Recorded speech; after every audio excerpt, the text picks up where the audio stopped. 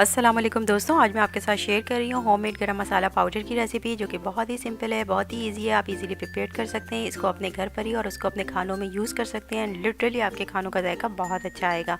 इसको बनाने के लिए जो इंग्रेडिएंट्स हमें रिक्वायर्ड हैं, उसमें मैंने 1 टेबल स्पून के करीब काली मिर्चें यूज़ की हैं, एक हम बादियान का फूल यूज़ कर रहे हैं। इसके अलावा जायफल मैंने यूज़ कर लिए, स्मॉल जायफल मैंने ली है, उसको मैंने शेल रिमूव कर लिया है एंड देन उसका इनर पार्ट मैंने यहाँ पर यूज़ कर लिया है। 1 टेबल स्पून के करीब जो है वो साबुत धनिया है, 1 टीस्पून के करीब हम यहाँ पे सौंफ इस्तेमाल कर रहे हैं, और 2 टेबल स्पून के करीब ज़ीरा है। ज़ीरे की क्वांटिटी थोड़ी सी ज़्यादा जाती है गरम मसाले में। इसके अलावा जो है वो तकरीबन 20 से 25 के करीब काली ग्रीन इलायचियाँ हमने ले ली हैं। इसके अलावा 20 से 25 लौंगे एंड 6 बाई 6 इंचज़ के मैंने 2 पीसेस ले लिए हैं सिनेमन स्टिक्स के, दालचीनी के। 10 से 12 के करीब मैं यहाँ पे बे लीव्स ले रही हूँ। और उसके बाद इन तमाम इंग्रेडिएंट्स को हमने एक पैन में बहुत ही नॉर्मल टेम्परेचर के ऊपर इसको टोस्ट करना है, ताकि अच्छा सा ये खुशबू इसके अंदर डेवलप हो जाए। यहाँ पर बड़ी इलायची और जवैत्री मिसिंग है, उसको मैंने स्टोर में बहुत तलाश किया लेकिन मुझे नहीं मिली, लेकिन आप ज़रूर यूज़ कीजिएगा अपने गरम मसाले में।